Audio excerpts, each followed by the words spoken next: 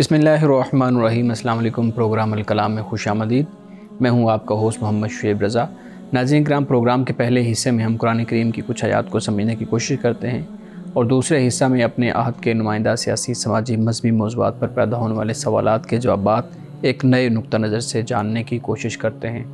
ہمارے ساتھ شریک گفتگو ہیں جناب محمد امانت رسول صاحب۔ امانت صاحب، بہت شکریہ آپ کے وقت کا۔ میری معاونت کے لیے موجود ہے جناب میڈم نورین صاحبہ۔ تھینک یو سو مچ میم۔ ناظرین کرام، آپ کے اسکرین پہ ہمارا واٹس ایپ نمبر آ رہا ہوگا، آپ اپنے سوالات اس واٹس ایپ نمبر پر بھیج سکتے ہیں۔ ہم انشاءاللہ آپ کے سوالات کو ضرور ایڈریس کریں گے۔ ہمارے صاحب، ہم گفتگو کر رہے تھے سورۃ الاعراف، اور سورۃ الاعراف کی آیت نمبر 56 پہ اپنی گفتگو کا اختتام کیا تھا آپ نے۔ میں آپ سے گزارش کروں گا اپنی گفتگو کا آغاز کیجیے گا۔ بسم اللہ الرحمن الرحیم۔ کل ہم نے سورۃ الاعراف کی آیت نمبر 56 تک اپنی گفتگو کا اختتام کیا تھا، لیکن 2-3 باتیں ہیں جو میں چاہتا ہوں کہ ایک مرتبہ پھر میں بیان کر دوں، تاکہ آگے جب آیات ہم پڑھیں تو بات مزید واضح ہو جائے۔ ایک تو یہ ہے کہ اللہ سبحانہ و تعالیٰ نے کائنات کو تخلیق کیا، انسان کو پیدا کیا، بنایا، تو اس کائنات سے خدا علیحدہ نہیں ہوا۔ قرآن مجید ہمیں یہ بتاتا ہے کہ الا لہ الخلق والامر، کہ خلق بھی اسی کے لیے ہے اور امر بھی اسی کے لیے ہے، اور یدبر الامر بھی ہے، یعنی وہ معاملات کی تدبیر بھی کرتا ہے۔ تو لہٰذا یہ تصور قائم کرنا یہ کفر بھی ہے اور گمراہی پر مبنی ہے کہ اللہ سبحانہ و تعالیٰ نے اس کائنات کو بنایا اور بنانے کے بعد وہ اس کائنات سے بالکل علیحدہ ہو گیا۔ اب یہ کائنات آٹو سسٹم پہ لگی ہے، یہ خود ہی چلی جا رہی ہے، تو ایسا نہیں ہے۔ یہاں پر آیت نمبر 56 اور اس سے پہلے 55 اور 54 میں اسی بات کو بیان کیا گیا ہے کہ آسمان اور زمین کا خالق یہی تمہارا رب ہے، اور پھر بنا کر تخلیق کرنے کے بعد وہ پھر عرش پر بیٹھا۔ اب یہاں سے یہی بات سمجھ آتی ہے کہ اللہ سبحانہ و تعالیٰ نے اس کائنات کے نظام کو اپنے دست قدرت میں رکھا ہے، اور اللہ ہی کی طرف رجوع کرنا ہے ہر معاملے میں۔ اللہ سے کبھی بھی اپنے تعلق کو کمزور نہیں کرنا، اس لیے کہ وہ پیدا کرنے والا بھی ہے اور وہ مدبر بھی ہے، اور وہ ہر معاملے میں حکم اسی کا چلتا ہے۔ تو لہٰذا خدا کی طرف ہی رجوع ہمیں کرنا ہے۔ اور پھر اللہ سبحانہ و تعالیٰ جب مادی مثالیں دیتا ہے، مادیت کا ذکر کرتا ہے، تو در حقیقت اس میں ہمارے لیے ہدایت اور رہنمائی ہوتی ہے، یعنی اس میں روحانیت ہوتی ہے۔ یعنی جیسے اللہ سبحانہ و تعالیٰ پانی کا ذکر کرتا ہے، اور پانی کے ذکر کے ساتھ پھر بنجر اور مردہ زمین کا ذکر کرتا ہے، تو پانی اس مردہ زمین کو زندہ کر دیتا ہے۔ اس سے اشارہ 2 باتوں کی طرف ہو جاتا ہے۔ ایک تو یہ ہے کہ جو لوگ آخرت کو نہیں مانتے، یا انسان کے مر جانے کے بعد اٹھنے پر ایمان نہیں رکھتے، تو بتا دیا کہ جس طرح خدا پانی سے زمین کو زندہ کرتا ہے، اسی طرح تمہیں بھی اللہ اٹھائے گا۔ اور پھر ایک اور اشارہ اس بات کی طرف ہو جاتا ہے کہ پانی سے جس طرح زمین مردہ ہوتی ہے، اسی طرح رب کے کلام سے، قرآن سے مردہ دل بھی زندہ ہو جاتے ہیں۔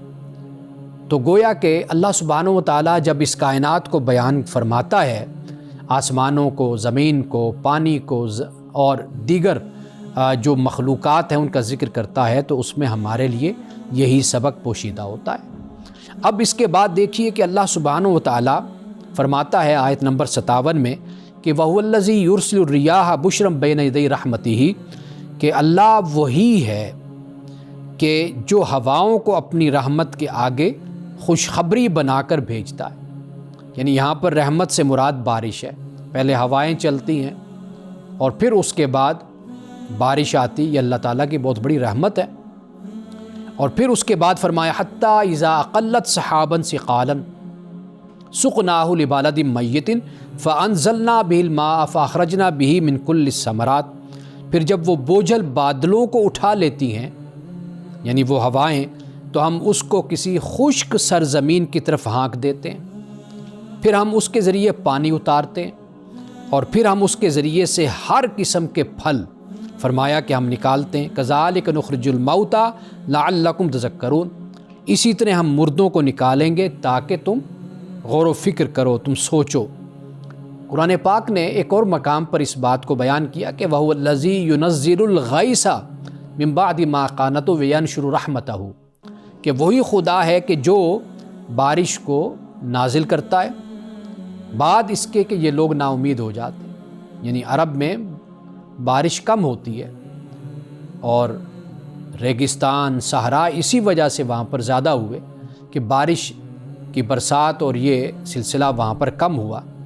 تو دیکھیے کہ وہاں کے رہنے والے لوگ جب نا امید ہو جاتے ہیں تو اللہ پاک فرماتا ہے کہ وہی خدا ہے کہ جو پھر بارش کو برساتا ہے، وَيَنشُرُ رَحْمَتَهُ، اور اپنی رحمت کو پھیلا دیتا ہے، بادلوں کو بھیجتا ہے اور پھر اس کے بعد ان بادلوں میں کیا ہوتی ہے؟ بارش ہوتی ہے، پھر وہ بارش برستی ہے۔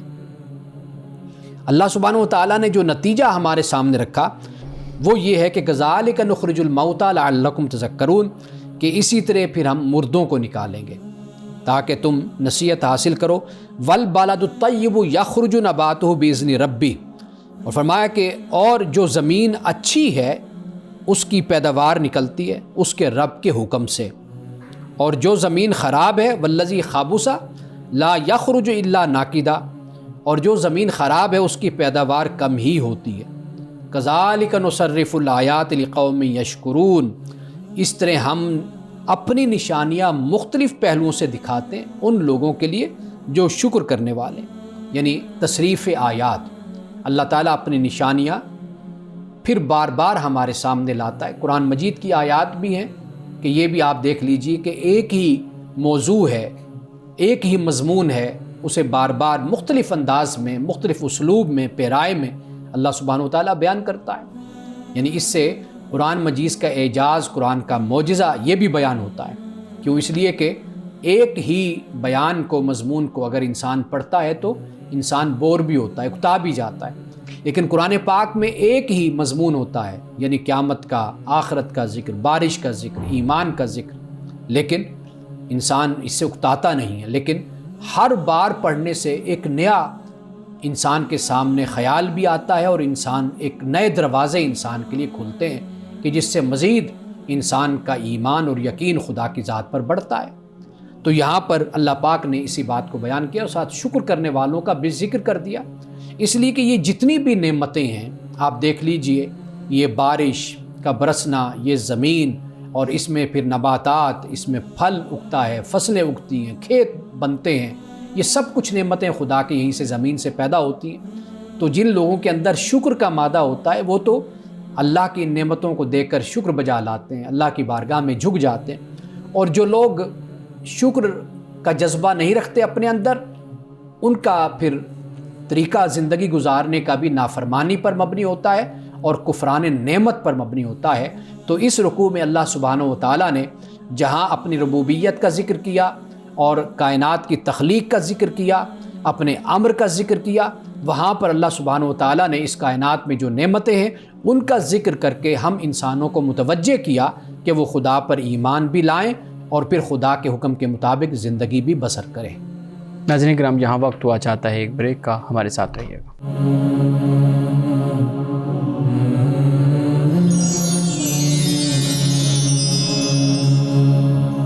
ویلکم بیک ناظرین۔ امان صاحب بہت شکریہ، آپ نے آیت نمبر 56 میں بلا تفسدوا فی الارض بعد اصلاحہا، اس آیت کو اگر ہم سامنے رکھیں تو ہمیں اس فساد کی، جس فساد کی یہاں ذکر ہو رہا ہے، اس کی جو ہے نا وہ میں چاہوں گا کہ آپ مزید اس پہ وضاحت کر دیں کہ خدا کی وحدانیت کا اقرار کیسے فساد ہو سکتا ہے، خدا کی وحدانیت کا انکار جو ہے وہ کیسے فساد ہو سکتا ہے۔ ایک شخص خدا کو نہیں مان رہا لیکن وہ پیسفلی رہ رہا ہے، وہ اپنی اخلاقی اقدار اور باقی چیزوں کو پورا کر رہا ہے، تو وہ فساد کیسے ہو سکتا ہے؟ ہم دیکھتے ہیں کہ دوسرے ممالک جو ہیں وہ خدا کے انکار پہ وہ کھڑے ہوئے ہیں، لیکن وہاں پہ جو معاملات ہیں وہ فساد والے نہیں ہیں، ہر چیز سموتھ چل رہی ہے۔ سب سے بڑا جو فساد یہ پیدا ہوتا ہے نا اس سے، وہ یہ ہے کہ آپ اپنے خالق کہ جس کا سب سے زیادہ حق آپ کی ذات پر ہے، آپ اس کا انکار کر دیتے ہیں، آپ اس کو نہیں مانتے۔ یہ اسی طرح ہے کہ جیسے آپ ایک ریاست میں آپ رہتے ہیں، ایک نظم میں رہتے ہیں اور آپ اس کو نہیں تسلیم کرتے، نہیں مانتے۔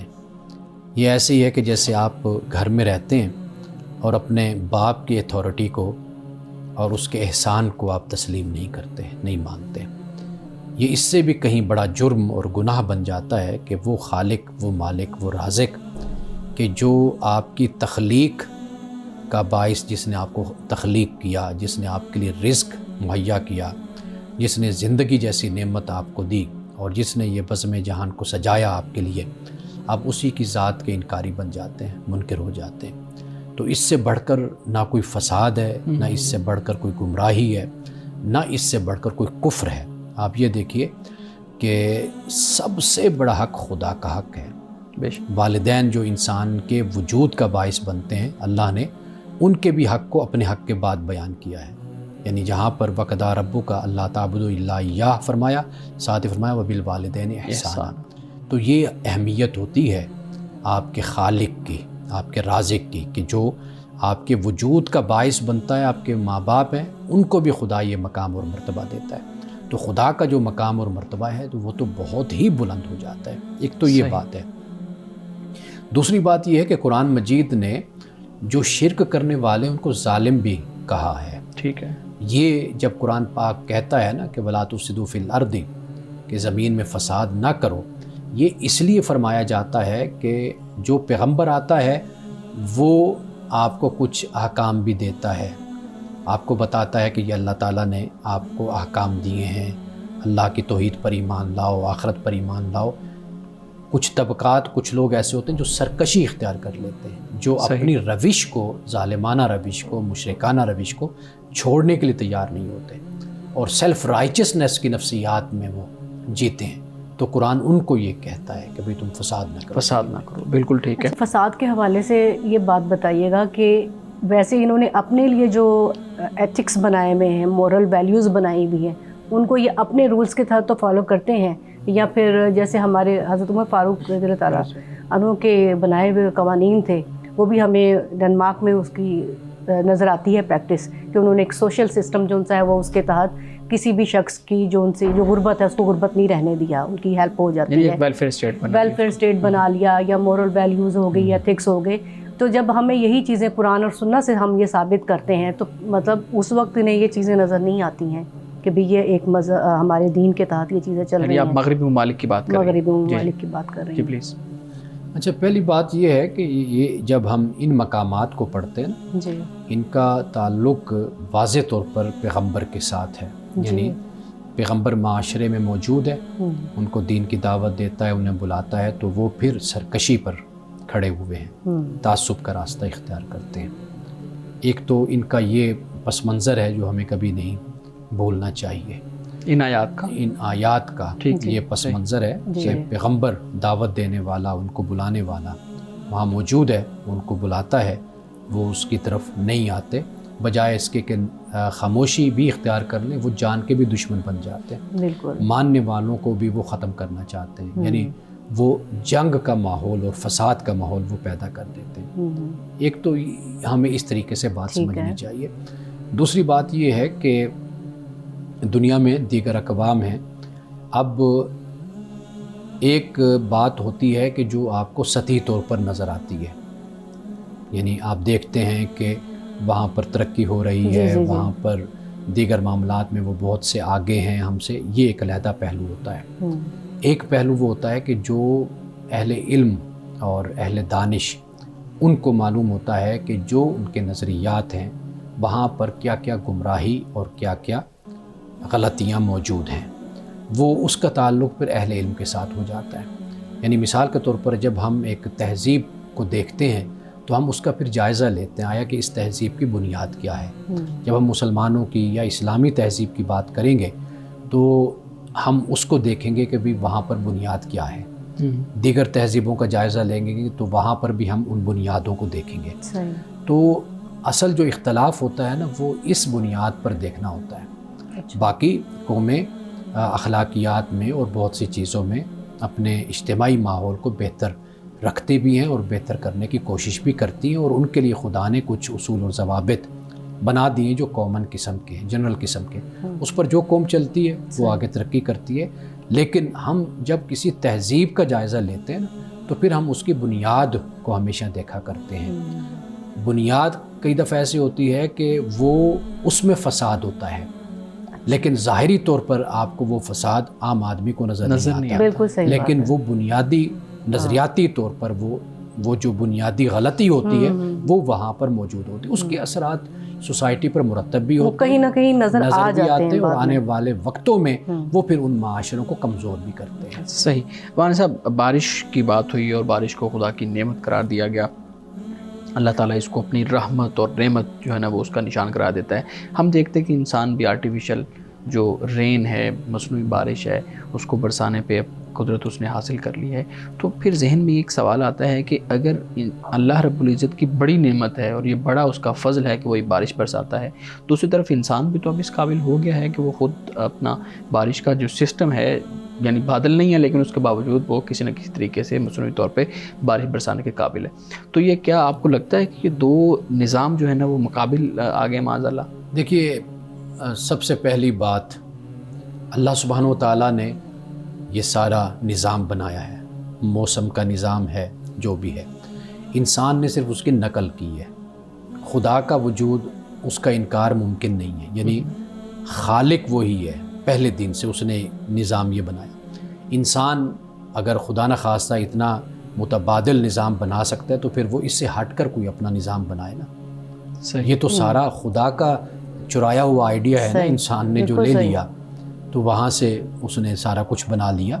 یعنی انسان کو دیکھا، انسان نے تو گاڑی کو بنا لیا، یعنی انجن پورا سسٹم آپ دیکھ لیں تو وہ ایسے ہی لگتا ہے کہ جیسے انسان کے اندر جگر ہے، گردے ہیں، ہارٹ ہیں، یہ پورا نظام ہے انسان کے اندر۔ وہی کچھ گاڑی کا انجن ہو، وہ جہاز ہے، وہ ایک اس کو دیکھ کر مطالعہ کر کے انسان نے نئی سے نئی ایجادات کی ہیں۔ تو انسان کبھی خدا کی گرفت سے باہر نہیں جا سکتا دسترس سے۔ قرآن پاک نے بھی اس کو بیان کیا۔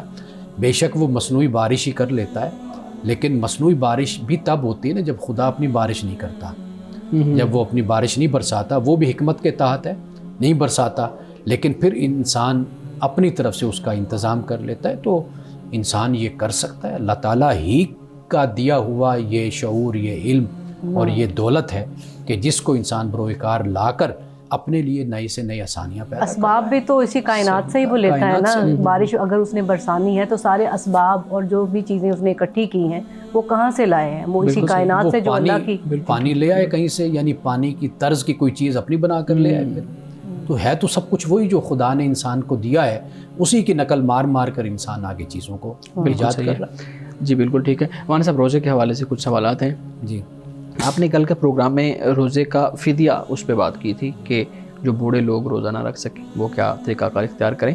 میں چاہوں گا کہ آپ بتائیے گا کہ روزہ کی قضا، کفارہ اور فدیہ، ان تینوں چیزوں میں کیا فرق ہے؟ کیا کفارہ اور فدیہ ایک ہی لفظ ہے؟ ہمارے ہاں یہ دونوں عام طور پہ الگ الگ استعمال ہوتے ہیں۔ دیکھیے، قرآن مجید نے جہاں پہ روزے کا ذکر کیا، اس کے مان بعد قرآن مجید نے اس کا بھی بیان کیا ہے۔ ٹھیک، ہمارے ہاں جو ایک یعنی رائے قائم ہو گئی، وہ رائے یہ ہے کہ جو آیت کہ جس میں اللہ سبحانہ و تعالیٰ نے مریض کا اور سفر کا ذکر کیا، مسافر کا، اور پھر اس کے بعد فرمایا فَعِدَّةٌ مِّن أَيَّامٍ أُخَرَ، دوسرے دنوں میں وہ گنتی کو پورا کر لے، اس کو ناسخ سمجھ لیا گیا۔ اور جو اس سے پہلے والی آیت ہے کہ جس میں اللہ پاک نے فرمایا کہ فدیہ دے دے، طعام مسکین کا لفظ ہے، اس کو منسوخ سمجھ لیا گیا، جبکہ یہ دو آیتیں اپنی اپنی جگہ پر قائم ہے، اپنا اپنا حکم رکھتی ہیں۔ صحیح۔ یعنی مثال کے طور پر آپ دیکھیے کہ جو پہلی آیت ہے ایام معدودات سے جو شروع ہوتی ہے، اس میں اللہ سبحانہ و تعالیٰ نے یہ فرمایا کہ مریض اور مسافر یہ وہ ہیں کہ جو اس حالت کو پہنچ جاتے ہیں کہ استطاعت نہیں رکھتے، یعنی طاقت ہی ان کے اندر نہیں ہے روزہ رکھنے کی، تو لہٰذا وہ فدیہ دے دیں۔ صحیح، ٹھیک ہے نا جی؟ ٹھیک۔ یعنی مثال کے طور پر کوئی مریض ہے، اس کی مرض اس عالم کو اور اس حالت کو پہنچ گئی ہے کہ وہ اب روزہ نہیں رکھ سکتا، بہت ہی مشکل ہے، تو اس کے لیے فدیہ کا راستہ بن گیا۔ اسی طرح ایک مسافر ایسا ہوتا ہے جو ہر وقت سفر میں رہتا ہے، اب اس کے لیے فدیہ کی ایک صورت بن گئی کہ وہ فدیہ دے دے۔ اور اسی طریقے سے پھر اسی پر اپلائی کرتے ہوئے جس طرح حاملہ ہو گئی یا جس طرح دودھ پلانے والی ماں ہو گئی، یہ ساری اسی پر ہم اپلائی کر لیں گے۔ اب یہاں پر اللہ سبحانہ و تعالیٰ نے جو یہ فرمایا وَعَلَى الَّذِينَ يُطِيقُونَهُ فِدْيَةٌ طَعَامُ مِسْكِين، یہ جو فرمائی در حقیقت مشقت کی طرف اشارہ ہے کہ جو مشقت میں پڑ جاتے ہیں، جن پر بڑا یہ بھاری ہے، تو ان کے لیے راستہ یہ بن گیا.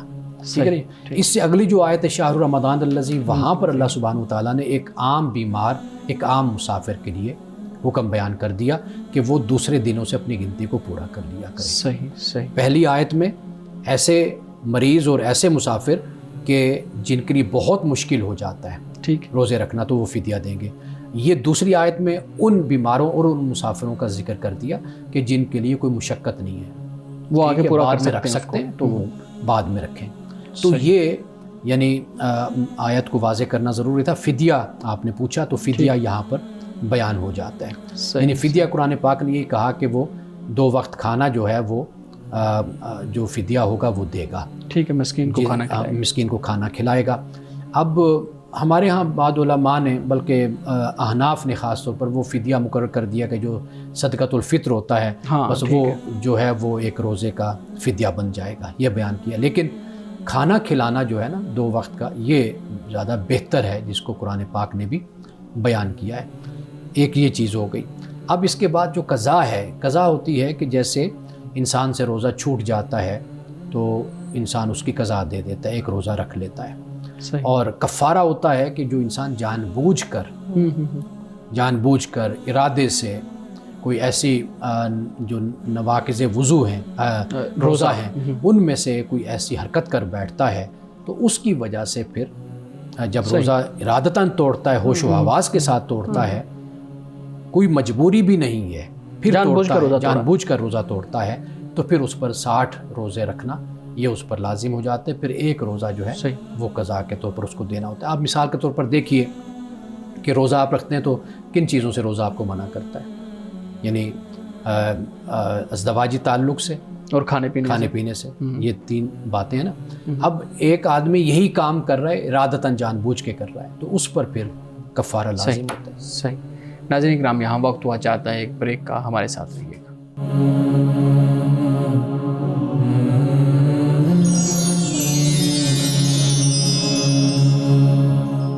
ویلکم بیک ناظرین. جی میڈم، آپ سوال کریں. امان صاحب، آپ کی گفتگو سے میں نے ایک سوال لیا ہے کہ عرش کا آپ نے ذکر کیا، تو عرش کے سائے سے یا عرش عظیم سے کیا مراد ہے؟ یہ جو لفظ ہے یہ دیگر مذاہب میں بھی استعمال ہوتا ہے. ان دا تھرون آف گاڈ، خدا کا عرش. اس سے مراد صرف خدا کی حکومت ہے، اس کا اقتدار ہے، اس کی بادشاہت ہے. اچھا، یہ مراد ہے کہ جسے ہم نے یہاں پر بھی پڑھا نا کہ ثم استوى علی العرش. جی. تو اس سے مراد یہی ہے کہ ایک تو اللہ سبحانہ و تعالیٰ نے آسمانوں اور زمین کو 6 دنوں میں اللہ نے بنا دیا. پھر یہ نہیں کہ بنانے کے بعد وہ بالکل علیحدہ ہو کر بے پرواہ ہو کر بیٹھ گیا، ایسا نہیں ہے، بلکہ پھر ثم استوى علی العرش، یعنی پھر وہ عرش پر متمکن ہوا. یعنی یہاں سے مراد یہی ہے کہ یعنی اس کائنات کی باغ ڈور جو ہے وہ پھر اسی کے ہاتھ میں، ایسا نہیں ہے کہ اس نے کھلا چھوڑ دیا بس. یہ مراد ہے نظم کائنات سارا خدا کے ہاتھ میں، خدا کی بادشاہت، خدا کا اقتدار اور اس کی حکومت ہے. اچھا، پھر ابھی گفتگو میں آپ نے فرمایا تھا کہ قرآن سے جو ہے وہ دل زندہ ہوتے ہیں، یہ قرآن سے مردہ دل جو زندہ ہوتے ہیں. تو جب ہم تراویح وغیرہ میں دیکھتے ہیں اور اسی طرح رمضان میں خاص ماحول ہوتا ہے، یہ جو قرآن پاک کا دورہ ہوتا ہے، یہ پورے 30 دنوں میں پورا قرآن پاک کمپلیٹ کرنا ہے، تو جب تک ہمارے دل متاثر نہیں ہوں گے، ہم ترجمہ نہیں سمجھیں گے، اس کی گہرائی کو نہیں سمجھیں گے. اور کئی جگہوں پہ قرآن پاک کی آیات کی وضاحت جو ہے احادیث کریمہ سے بھی ہوتی ہے، اور ان چیزوں کے لیے وقت درکار ہوتا ہے.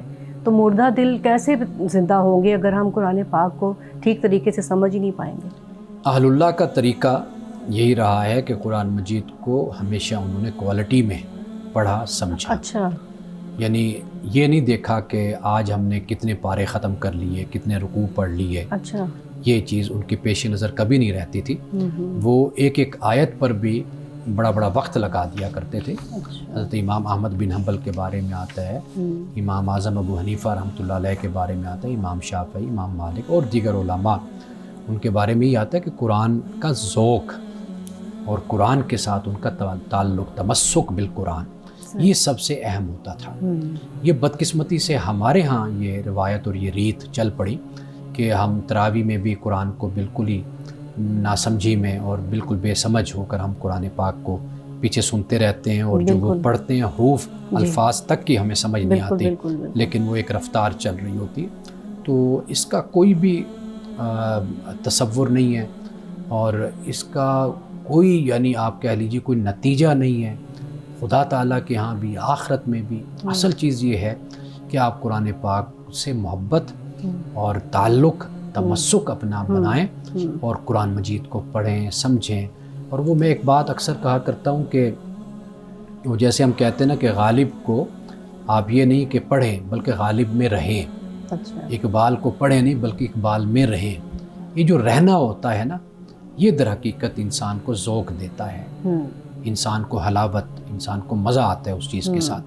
تو قرآن مجید کے ساتھ بھی ہمارا اسی طرح کا تعلق، یعنی ہم قرآن مجید میں رہیں تو تب قرآن مجید کا حق ادا ہوتا ہے۔ حق تو خیر ہم ادا نہیں کر سکتے، لیکن یہ ہے کہ کم از کم اتنا ہے کہ جس طرف آپ اشارہ کر رہی ہیں کہ ہم قرآن پاک سے اپنے مردہ دلوں کو زندہ کر سکتے ہیں۔ کیسے کریں گے؟ ہمارے سب لوگ بھی تو ہمارے یہاں ہم نے ان کی ذہنیت بنانی ہے، جیسے مائنڈ سیٹ چینج کرنا ہے، لیکن ہمارا زیادہ تر جو یہ طبقہ جو لوگوں کو دعوت دین دیتا ہے، ان کی طرف سے بھی یہ شاید پریشر ہوتا ہے کہ بھی اگر ایک مکتبہ فکر سے قرآن پاک کی کمپلیشن ہو رہی ہے، اگر ہم ایسا نہیں کریں گے تو لوگ زیادہ متوجہ ادھر ہوتے ہیں، جی کم از کم ہم نے پورا قرآن تو پڑھا، پورے قرآن کا اجر و ثواب ہمیں ملا سننے سے۔ تو یہ کوئی مقابلے بازی کی وجہ سے بھی ہم اس چیز کا انیشیٹو نہیں لے پاتے کہ ہم کمپلیٹ نہیں پڑھیں گے، لیکن جتنا پڑھیں گے سمجھ کے پڑھیں گے، اور اس طرح پیش کیا جائے کہ لوگوں کے مردہ دل زندہ ہوں، لوگوں کے دل اٹیچ ہوں۔ لوگ تراویحوں میں کھڑے ہوتے ہیں، پاؤں تھک گئے یا ادھر ادھر توجہ تقسیم کر لیتے ہیں کہ کب تراویح کمپلیٹ ہوگی۔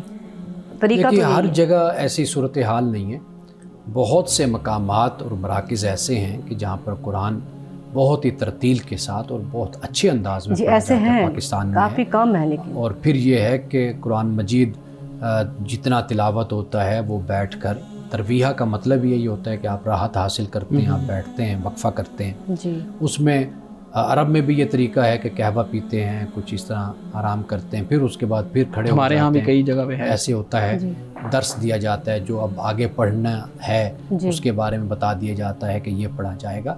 تو یہ بہتر طریقہ ہے کہ اس انداز سے قرآن مجید کو پڑھا جائے، قرآن مجید کو سمجھا جائے، قرآن مجید کو سنا جائے۔ میرا مقصد ہے کہ ایسا ہوتا ہے، ایسا یعنی کہ بالکل ایسا نہیں کہ نفی ہے، لیکن جس تیزی کے ساتھ یہ والی طریقے اختیار کرنے چاہیے، یا جتنی یعنی زیادہ تر لوگ اسی طریقے پہ چلیں، اس حساب سے نہیں ہے۔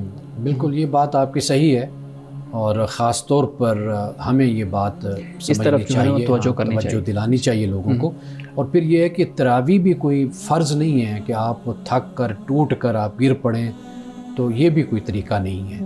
یعنی عبادت بھی سہولت کے ساتھ، آسانی کے ساتھ جتنی انسان کر سکے اور قرآن مجید سنے، پڑھ سکے، وہ سب سے اچھا طریقہ وہی ہے۔ صحیح۔ ہمارے صاحب، ہمیں رسول اللہ صلی اللہ علیہ وسلم کی جب ہم سیرت پڑھتے ہیں تو معلوم ہوتا ہے کہ رمضان میں رسول اللہ صلی اللہ علیہ وسلم گوشہ نشین ہو جاتے تھے، تو اس سے کیا پھر ہمیں معلوم ہوتا ہے کہ کیا رسول اللہ صلی اللہ علیہ وسلم اصحاب کی تربیت کے جو پروگرامز تھے وہ ختم ہو جاتے تھے، ملنا جلنا چھوڑ دیتے تھے، باقی معاملات ختم ہو جاتے تھے لوگوں سے جو ہے نا وہ ملاقات کے؟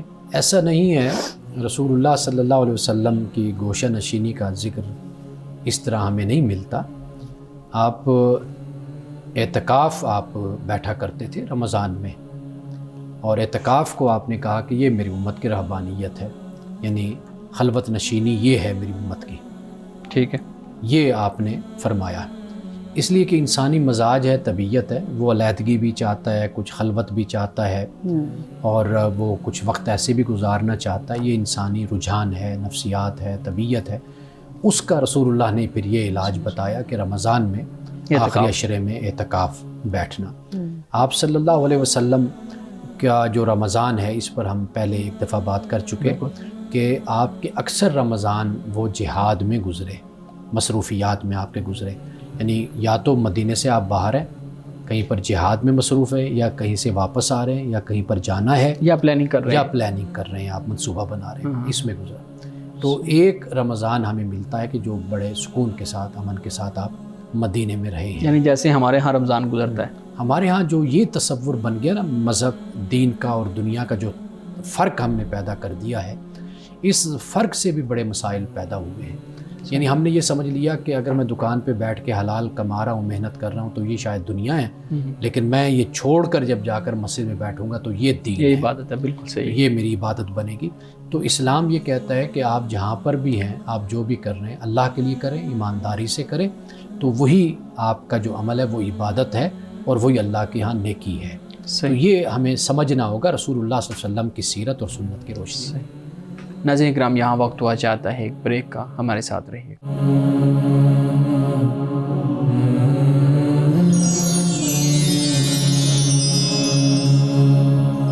پروگرام میں ایک دفعہ پھر خوش آمدید. جی میڈم، آپ سوال کر رہے تھے. ہمارے صاحب روزے کی اقسام اگر آپ بتا دیں ہمارے ناظرین کے لیے، روزے کی کل کتنی اقسام ہیں؟ دیکھیے ہمارے فقہا نے ان کو اقسام میں بیان کیا ہے. اچھا. لیکن ایک تو سہولت چلیں اس سے ہو جاتی ہے ہمیں بات سمجھنے میں، اور جب وہ کیٹاگرائز کر دیتے ہیں فقہائے کرام، جی اللہ تعالیٰ ان پہ اپنی رحمتیں برکتیں نازل فرمائے، آمین. تو اس سے کافی آسانی پھر ہو جاتی ہے. فرض تو وہی ہے جو اللہ کی طرف سے فرض ہے، عاقل بالغ مسلمان مومن اس پر وہ مکلف ہے کہ وہ روزہ رکھے. رمضان کی جیسے روزے ہوتے ہیں وہ تو فرض ہے. کئی دفعہ ایسے ہوتا ہے کہ انسان اپنے لیے کوئی نظر مان لیتا ہے، تو اب وہ جو نظر کا روزہ ہے وہ بھی واجب یعنی لازم ہو جاتا ہے کہ بھئی وہ جس نے یہ منت مانی، نظر مانی، تو وہ روزہ رکھے. اب اس کی دو صورتیں بن جاتی ہیں. ایک نظر ہم کہتے ہیں معین، ایک غیر معین ہم کہہ دیتے ہیں. معین ہم یہ کہہ دیتے ہیں کہ بھئی جیسے آپ نے کوئی خاص مہینے، خاص دن آپ نے مان لیا اپنے لیے، ٹھیک ہے، مانے، تو وہ آپ اس کو معین کہہ دیتے ہیں. غیر معین ہوتا ہے کہ آپ کہتے ہیں کہ میں یہ میرا کام ہو جائے تو میں جب بھی 10 روزے رکھوں گی، یا 1 مہینے کے روزے رکھوں گی، یا 1 روزہ رکھوں گی، تو وہ آپ پھر اس کو غیر معین کہہ دیتے ہیں. لیکن ہمیشہ اس معاملے میں یہ بات یاد رکھنی چاہیے کہ اللہ تعالیٰ آپ پر آپ کی استطاعت سے بڑھ کر بوجھ نہیں ڈالتا. تو لہٰذا کوئی بھی آپ نے نظر مانی ہے تو اس کی آسان شکل جو ہے اپنے لیے وہ آپ نظر کی رکھیں. یعنی 1 روزہ رکھ لیں، 2 رکھ لیں، جو اور کچھ نہیں تو کوئی میں اتنے پیسے اللہ کی راہ میں دوں گی، یا اتنے کوئی نفل ہیں تو وہ. تو گویا کہ اس معاملے میں اپنے آپ کو مشکل میں نہیں ڈالنا چاہیے. صحیح. ایام بیت کے روزوں کا بھی ذکر ایک خاتون نے بھیجا ہے کہ بھئی اگر جیسے 13، 14 اور 15 کے روزے ہوتے ہیں، اس میں سے کہتی ہیں اگر 13 کا روزہ مس ہو گیا ان سے تو کیا وہ 14 اور 15 کا پھر رکھ سکتی ہیں؟ دیکھیں یہ سنت ہیں، اور ان معاملات میں کوئی اس طرح اپنے آپ کو پابند نہیں کرنا چاہیے کہ بندہ کہے جی میں نے اگر یہ نہ رکھے تو شاید میرے روزے نہیں ہوں گے. اچھا. رسول اللہ صلی اللہ علیہ وسلم ایام بیت ہے، اس کے علاوہ آپ ہر مہینے کوئی نہ کوئی روزہ رکھتے تھے. جیسے پیر کا روزہ ہے، کوئی جمعرات کا روزہ ہے، کوئی بدھ کا روزہ ہے، جمعے کا روزہ ہے، گائے بگائے آپ روزہ رکھا کرتے تھے. بلکہ آپ جب صبح کی نماز پڑھ کر جب آپ تشریف لاتے تھے گھر تو آپ پوچھا کرتے تھے بھی کھانے کے لیے کچھ ہے، تو معلوم ہوتا کہ کچھ نہیں کھانے، فرماتے چلو آج پھر ہم روزے سے، تو آپ روزہ رکھ لیتے تھے. تو رسول اللہ صلی اللہ علیہ وسلم کی یہ سنت تو یہ ہے. جی. باقی اگر کوئی ایام بیت کے 13، 14، 15 کوئی روزے رکھنا چاہتا ہے تو رسول اللہ کی سنت ہے، بہت اچھا طریقہ ہے کہ وہ رکھ لے. اگر نہیں رکھ سکتا تو جب بھی موقع ملے تو روزہ رکھ لے. یہی سوچ لے کہ رسول اللہ مہینے میں 2، 4، 5 روزے رکھا کرتے تھے، تو میں آپ ہی کی سنت پر عمل کر رہا ہوں یا کر رہی ہوں، تو اللہ تعالیٰ اس کا بھی اجر دے گا. یہ بتائیے کہ آپ نے کہا کہ رسول اللہ صلی اللہ علیہ وسلم فرماتے تھے کہ کچھ کھانے کے لیے نہیں ہے تو چلے آج پھر ہم روزے سے ہیں. اگر ایک شخص ان انٹینشنلی سارا دن بھوکا رہ لیتا ہے، یعنی اس کو ٹائم نہیں ملتا ناشتے کا، دوپہر کے کھانے کا ٹائم نہیں ملتا، وہ پانی بھی نہیں پیتا، اس طرح مصروف رہتا ہے، تو وہ دوپہر کے بعد یا مطلب دن کا کافی حصہ گزرنے کے بعد یہ ارادہ کر لیتا ہے کہ اب چلیں کچھ کھایا تو ہے نہیں، دن تو گزر گیا ہے تو چلو روزہ ہی صحیح. تو کیا ایسا ممکن ہے کہ روزہ ہو جائے؟ دیکھیے جو فرض روزہ ہے نا اس کے لیے تو یہ نہیں ہے، یعنی اس کے لیے آپ کی نیت یا ارادہ ضروری ہے. آپ جب سحری اٹھ کر کریں گے تو آپ کی سحری ہی نیت ہوگی کہ آپ نے آخر میں سحری کی روزہ رکھنا. تو باقی جو معاملات ہیں، مثلا کوئی نفلی معاملہ ہے تو اس کے لیے اگر انسان اس طرح بھوکا رہتا ہے اور یہ نیت کر لیتا ہے تو اس کا روزہ ہو جائے گا، اللہ تعالیٰ قبول کرنے والا۔ مولانا صاحب اسی سے ملتا جلتا سوال ہے کہ اگر کوئی شخص رمضان کے روزوں کی بات ہے کہ رمضان میں اس کی سحری میں آنکھ نہیں کھلی ہے اور جب دن چڑھ گیا 10-11 بجے اٹھا، 10 یا 11 کا کوئی ٹائم ہو، تو کیا اس وقت بھی وہ کنٹینیوٹی روزے کی شمار کر سکتا ہے کہ چلے جی میں نیت کر لوں؟ دیکھیں زوال سے پہلے تو وہ کر سکتا ہے۔ اچھا، نصف النہار سے پہلے فقہائے کرام نے اسی بات کو بیان کیا ہے جی کہ واضح بات ہے کہ جب آپ نیت کر رہے ہیں جی جی تو یعنی آپ ایک عمل کر رہے ہیں تو اس کی نیت تو ہوتی ہے نا، جی واضح بات ہے۔ ہاں جی اب یہ ہے کہ بھئی کوئی سارا دن کچھ نہ کھائے اور افطاری کے وقت پہنچے تو کہ یار چلو آج میں نے روزہ میرا گزر گیا، تو اس طرح نہیں ہے۔ یعنی یہ فرض روزے میں جب آپ نیت کریں گے، پکا ارادہ کرتے ہیں یا نیت کرتے ہیں، مثال کے طور پر رات کو کوئی اگر کسی شخص کو یہ ڈر ہے کہ بھئی پتہ نہیں میں سحری کے ٹائم اٹھوں نہ اٹھوں، وہ رات کو نیت کر کے سو جائے۔ اب جب بھی وہ اٹھے گا تو وہ حالت روزہ میں ہوگا۔ صحیح۔ کئی دفعہ ایسے ہوتا ہے کہ انسان صبح کی نماز نہیں پڑھ سکتا، مثلا سو گیا، تھکاوٹ ہے، سحری کے لیے اٹھنا کیا نماز کے لیے بھی اٹھنا مشکل ہو گیا اس کے لیے، جب اٹھے گا تو وہ روزے سے ہوگا، اس لیے کہ اس نے رات کو اس کی نیت کر لی تھی۔ تو یہ اس صورت میں بھی ہے نا، یہ فرض کا معاملہ۔ دیکھیے زکوٰۃ ہے، آپ کو کہے جی میں پورا سال بانٹتا رہتا ہوں پیسے تو لہٰذا میری زکوٰۃ ادا ہو جاتی ہے، مجھے اب حساب کتاب لگانے کی ضرورت نہیں ہے۔ تو لیکن یہ ہے کہ اس کو چاہیے کہ وہ حساب کتاب اندازہ ضرور لگائے کہ مجھ پر کتنی زکوٰۃ مجھ پر لازم ہوتی ہے۔ اسی طرح کوئی فرض نماز ہو، کہتا ہے میں نیت نہیں کرتا، میں بس پڑھتا ہی رہتا ہوں، میری فرض بھی ادا ہو جاتی ہوں گی، میرے واجب بھی ادا ہو جاتے ہوں گے، میرے نفل بھی ادا ہو، تو اس طرح نہیں ہے۔ جو اللہ کا حکم ہے اس کو پوری نیت اور ارادے کے ساتھ بجا لانا یہ لازم ہے۔ صحیح۔ مولانا صاحب آج کی حدیث مبارکہ بیان کیجیے گا۔ حضرت ابو ہریرہ رضی اللہ تعالیٰ عنہ سے روایت ہے، آپ کہتے ہیں کہ رسول اللہ صلی اللہ علیہ وسلم نے فرمایا، جو لوگ رمضان کے روزے ایمان و احتساب کے ساتھ رکھیں گے ان کے سب گزشتہ گناہ معاف کر دیے جائیں گے، اور ایسے ہی جو لوگ ایمان و احتساب کے ساتھ رمضان کی راتوں میں نوافل پڑھیں گے ان کے بھی سب پچھلے گناہ معاف کر دیے جائیں گے، اور اسی طرح جو لوگ شب قدر میں ایمان و احتساب کے ساتھ نفل پڑھیں گے ان کے بھی سارے پہلے گناہ معاف کر دیے جائیں گے۔ یعنی اللہ کی بارگاہ میں ان کا آنا اور عبادت کرنا، اللہ سے معافی مانگنا، یہ ان کا جو رجوع ہے، یہ در حقیقت اس کا یہ مقام اور مرتبہ ہے کہ گزشتہ گناہ معاف کر دیے جاتے ہیں۔ لیکن یہ بات یاد رکھیے کہ جو انسانوں سے متعلق حقوق ہوتے ہیں وہ انسانوں کے معاف کرنے پر یا آپ کی ادائیگی سے ہی معاف ہوتے ہیں۔ یہ جو اللہ سبحانہ و تعالیٰ انسان کے گناہوں کو معاف فرماتا ہے، یہ وہ ہیں کہ جو اللہ کی ذات سے متعلق ہیں، اللہ ان کو معاف کر دے گا۔ ناظرین گرامی، اس دعا کے ساتھ اپنے پروگرام کا اختتام کریں گے۔ اللہ رب العزت حسن کلام اور تاثیر کلام عطا فرمائے، ہماری زبان کے گنہوں کو کھول دے اور سننے والوں تک خیر کا پیغام پہنچے۔ اجازت دیجیے، خدا حافظ۔